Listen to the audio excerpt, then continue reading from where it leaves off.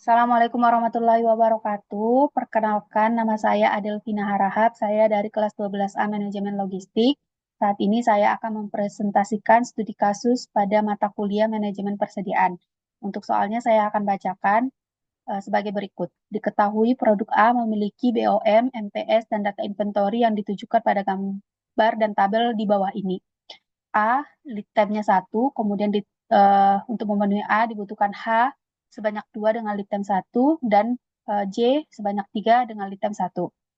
MPS produk A dengan week 0 sampai 7, di week pertama sebagaimana diketahui 137 ditambah N, week kedua 245 tambah N, sampai week ke-7 186 tambah N. Dan N itu adalah nomor induk terakhir saya yaitu 9. Kemudian produk A untuk safety stoknya adalah 20, H safety stoknya 15, J safety stoknya 10, dan seterusnya sampai kita ketahui on hand, schedule, sama lot size-nya sudah ada di soal. Kita langsung pada pengerjaannya. Untuk pekerjaan yang pertama adalah A sebagai finished good. Diketahui lead time A adalah 1, kemudian safety stock-nya adalah 20, on hand-nya 100, dan lot size-nya 5. Di sini sudah saya buat perhitungan untuk gross requirement-nya. Pada week pertama itu adalah 137 ditambah N, yaitu 137 tambah 9, 146 di minggu pertama. Kemudian di minggu kedua 245 tambah 9, yaitu 254. Week ketiga ditambah di pos terakhir saya, nik terakhir saya, dan sampai week ketujuh. Kemudian yang diketahui lagi dari soal adalah schedule receipt-nya atau SR di week ketiga sebanyak 120. Kemudian yang diketahui juga dari soal adalah project on hand di past due-nya 100. Untuk menghitung kebutuhan di week pertama, yang pertama kita lakukan adalah menghitung net requirement-nya. Kenapa net requirement-nya? Karena sebagaimana kita ketahui POH-nya 100 di minggu di PSD-nya tidak memenuhi kebutuhan yang harus kita produksi di minggu pertama sebanyak 126. Di sini saya coba hapus dulu untuk perhitungannya. Yang pertama kita cari adalah net requirement-nya dengan rumus sama dengan kebutuhan di week pertamanya atau gross requirement-nya 146 ditambah dengan safety stock-nya 20 dikurangi dengan project on hand di past due-nya 100. Nah, dihasilkan net requirement-nya adalah 66. Setelah ini kita harus mencari dengan plan order receipt-nya. Tetapi saya buat dulu perhitungan manualnya di bawah seperti ini. Untuk plan order receipt-nya itu rumusnya adalah net requirement dibagi dengan lot size-nya sebanyak 5. Net requirement dibagi lot size-nya 5. Dihasilkan 13,2.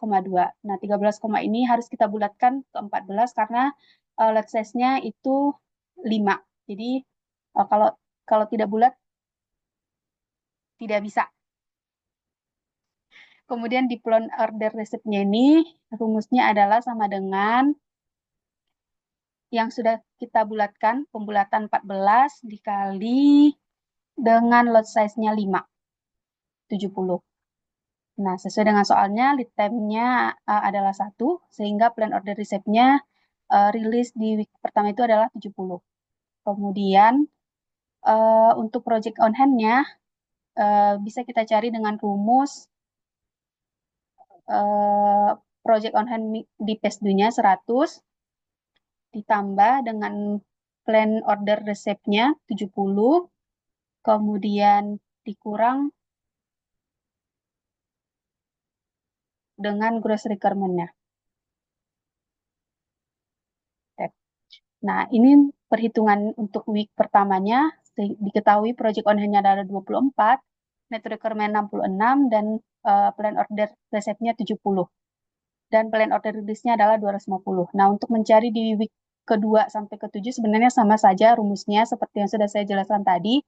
Mungkin yang hanya berbeda di week ketiga. Karena di week ketiga ini kita diketahui schedule receipt-nya sebanyak 120. Sehingga nanti di rumus POH-nya di POH week ketiga ini harus kita tambahkan dengan schedule resinnya sebesar 120.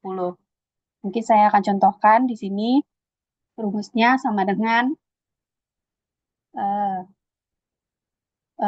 POH di week sebelumnya 20, kemudian ditambah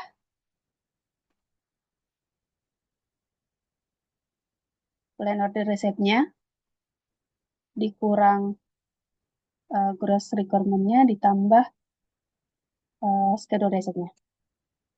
Nah, demikian untuk perhitungan di uh, finish good-nya.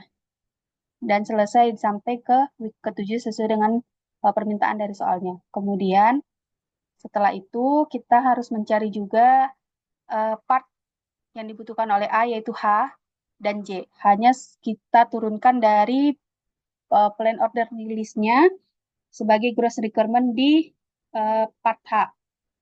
Tapi jangan lupa dikalikan 2, karena kebutuhan di soalnya H harus sebanyak 2 untuk memenuhi A.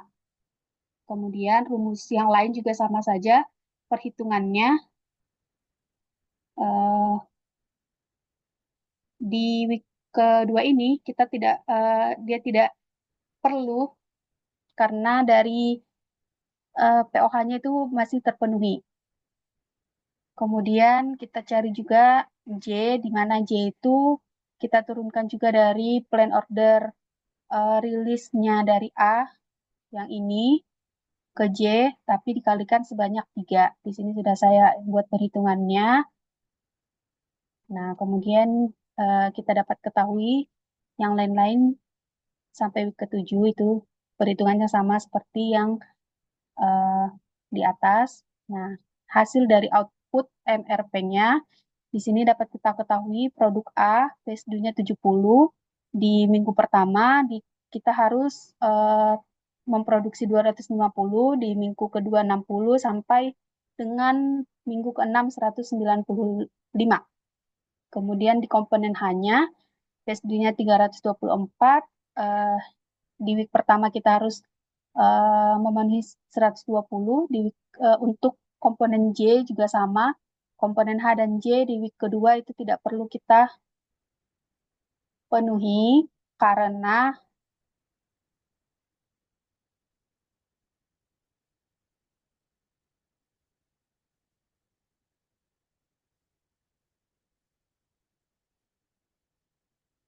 permintaannya nggak ada. Nah, mungkin sekian yang dapat saya sampaikan. Kurang dan lebihnya mohon maaf. Assalamualaikum warahmatullahi wabarakatuh.